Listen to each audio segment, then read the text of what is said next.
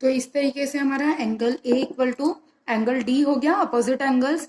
फिर उसके बाद ये एक कॉन्ग्रुएंट ट्राइंगल है, तो by reciprocity this angle equal to this and this angle equal to this.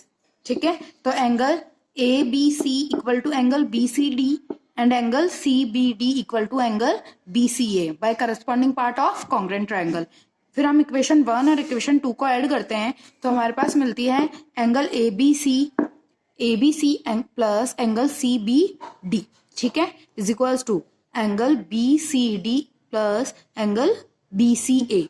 तो इसको मैं लिख सकती हूँ, ये पूरा टोटल कितना हुआ, angle B is equals to angle C. तो इस तरीके से हम कह सकते हैं कि अगर कोई भी क्वाड्रिलेटरल के अंदर दो अपोजिट साइड के इक्वल हो, पेयर इक्वल हो, तो वो क्या होगा, एक पैरेललोग्राम। क्योंकि अगर अपोजिट एंगल इक्वल होते हैं किसी भी क्वाड्रिलेटरल के, तो क्या हो जाता है, एक parallelogram.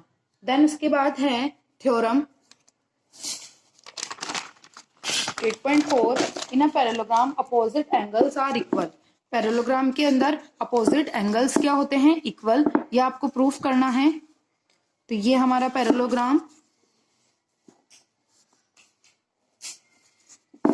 A B C D और ये डायगोनल। तो अगर ये पैरेललोग्राम है तो इसकी opposite side equal, this side equal to this side. In triangle A B C and triangle B C D, C B equal to C B common, ठीक है, C B equal to C B common, A B equal to C D, क्योंकि opposite sides of parallelogram are equal, ये आपको reason लिखना है। और A C equal to B D, ठीक है। तो by SAS rule triangle A B C is congruent to triangle D C B.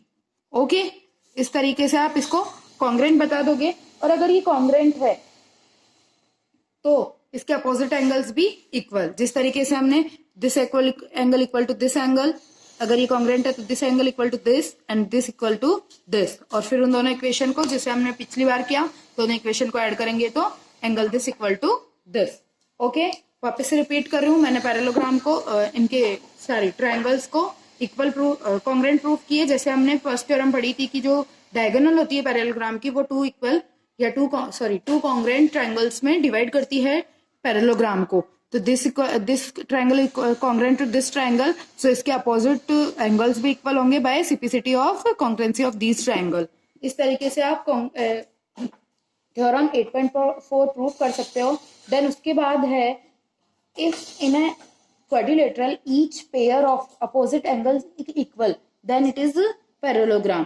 तो आपको ये बहुत इजी थ्योरम है, आपको सेल्फ प्रूफ करनी है कि किसी भी क्वाड्रिलेटरल के अंदर अपोजिट एंगल्स इक्वल होंगे तो वो क्या होगी, एक वो होगी पैरेललोग्राम, वो एक पैरेललोग्राम होगा। तो this angle is equal to this angle. आपको इन ट्रायंगल्स को कॉन्ग्रुएंट करते हुए या तो उसकी साइड्स को इक्वल बता दोगे तो आप वो क्या कह सकते हो कि वो एक पैरेललोग्राम है। तो 8.5 आपको सेल्फ ट्राई करनी है, अगर फिर भी किसी को नहीं आती है तो वापस से कंसल्ट कर देना, मैं नेक्स्ट वीडियो में बता दूंगी। देन उसके बाद है diagonals of 8.6, the diagonals of a parallelogram bisect each other. तो पैरेललोग्राम है हमारे पास यहाँ पे, तो इसी के अंदर मैं डायगोनल्स ड्रॉ कर लेती हूँ।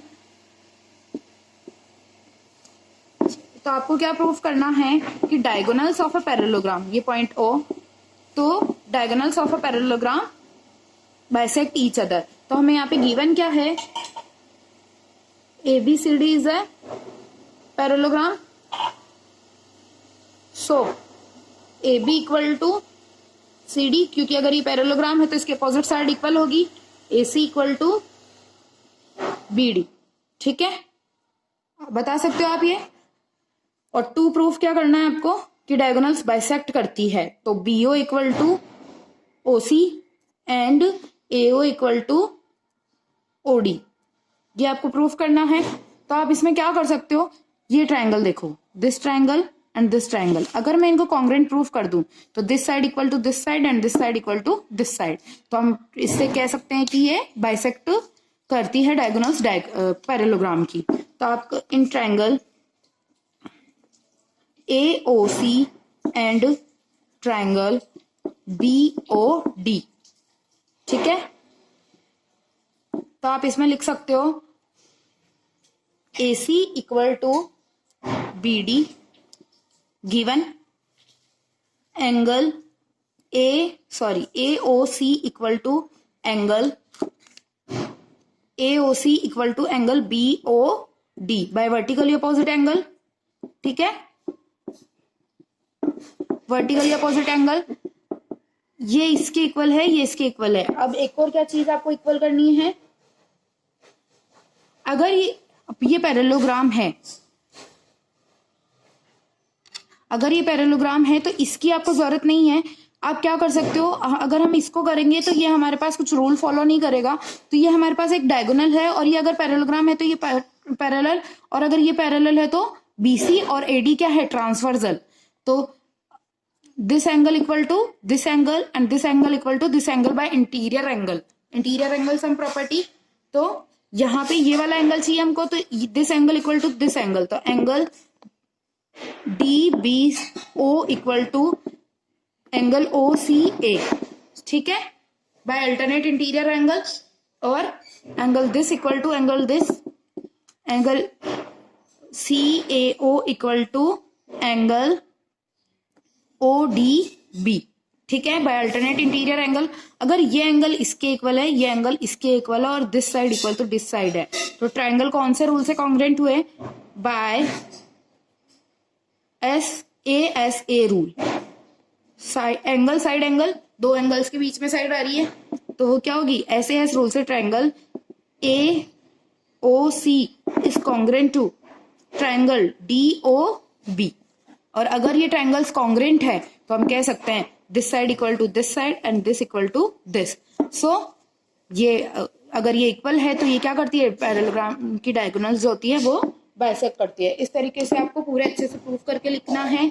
फिर भी किसी को डाउट है वापस से तो कंसल्ट कर लेना। हाँ, और फिर है एग्जाम्पल 8.7, सिमिलरली 8.6 की तरह होगी, तो 8.7 आपको ट्राई करनी है। अगर किसी को डाउट है तो वो आज ही मुझे बता दे, ताकि नेक्स्ट वीडियो में कंसल्ट हो सके। 8.7 तक की सारी थ्योरम्स आपको अपनी नोटबुक में प्रूफ के साथ लिखनी है।